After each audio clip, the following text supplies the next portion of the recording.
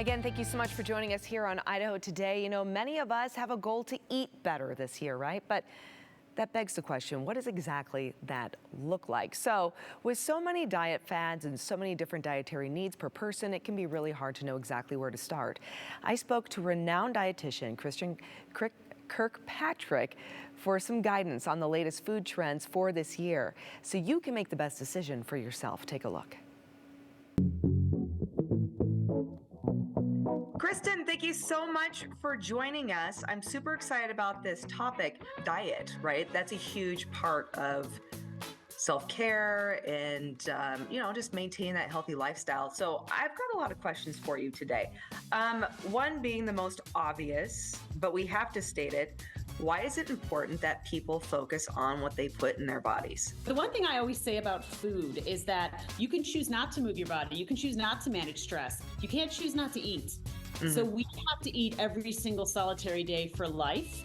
And so really the decisions that we make based on what we're going to put on our fork, on our plate, they can impact our mental health, depression, anxiety, they impact our microbiome, they impact our goals for longevity, and they impact, I always tell my patients, our why. So we all have some why that is really meaningful to us. A lot of people's why is health related. And it looks at maybe generations before them. I don't want to get Alzheimer's like my mother did. I don't want to have a heart attack at 45 like my father did. So what we choose to eat and why it's so important to focus on different foods is because we want to reach that why. We want to make the decisions that are going to make sense for us.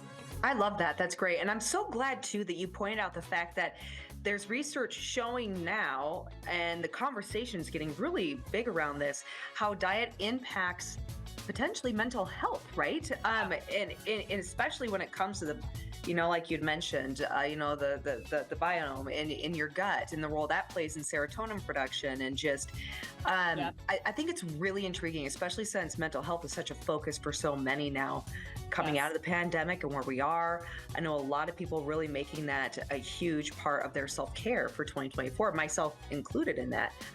What I really want to talk about are mushrooms, not the psychedelic kind. But they're very, very popular right now. Mushrooms are. They're in pop culture, right? People are using them in decorations. You see them in fashion, and we're also consuming more of them. Why the focus on mushrooms right now? Well, I think mushrooms have kind of come back into play of interest. They are a superfood. I mean, we kind of use that word a little bit lightly, right? There's a lot of superfoods out there. But mushrooms have come back because we're starting to see mushrooms included in products and foods we haven't seen before. We're starting to see them in coffee, for example. So mushroom coffee is really popular. I mean, I've been a dietitian for over 22 years.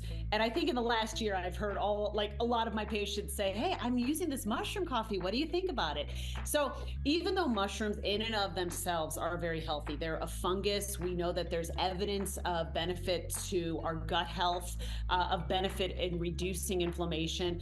We're now starting to see them kind of inserted into other foods so that we can have these other foods and get the benefit of mushroom too.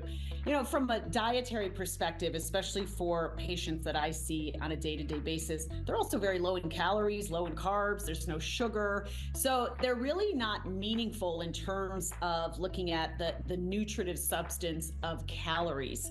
Where they're meaningful is their nutrient density. So they've got high nutrient density, and fungus tends to be something that maybe we're not eating enough of, but we have so much evidence from thousands of years of medicinal medicine that fungus is really something we should be eating more of.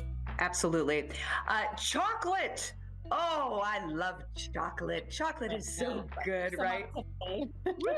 Right? But chocolate's not created equal. Like milk chocolate versus like an actual cacao, they're very, very different things, but they do all play a role, though, in potentially self-care. So let's talk about the role that cacao now has for people in 2024. Well, we started this conversation talking about this amazing connection. It's actually referred to as nutritional psychology between mental health and our dietary pattern. And so what we know is that there have been studies showing that the flavonoid content and some other compounds found in chocolate actually help to relieve subjective stress. And it makes sense, right? I mean, that's kind of when we think about comfort foods and we think about a stressful day, we're typically thinking a chocolate bar sounds so much better than a kale salad, right? Yeah. So there's sense to it. But when we think about cacao, we think about the bean. The more the bean is kind of broken down, the less benefit we're going to get. So I picked up some today at the store. This has 70%. These are just kind of cocoa pieces, chocolate pieces, if you will. So you always want to look for 70% or greater.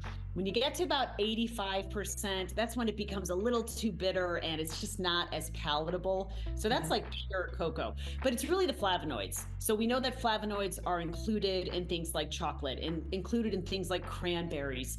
Flavonoids, we know, can help reduce the risk of cardiovascular disease. We know it can help reduce the risk of certain cancers, benefits to mental health. So I think where this comes into self-care is, let's not look at chocolate as a bad food. Let's not look at food as good or bad in general. So that's kind of rule number one, right? Food is not good or bad, but let's appreciate that some foods can help benefit us and some foods may actually harm us in some way, whether that's physical or mental.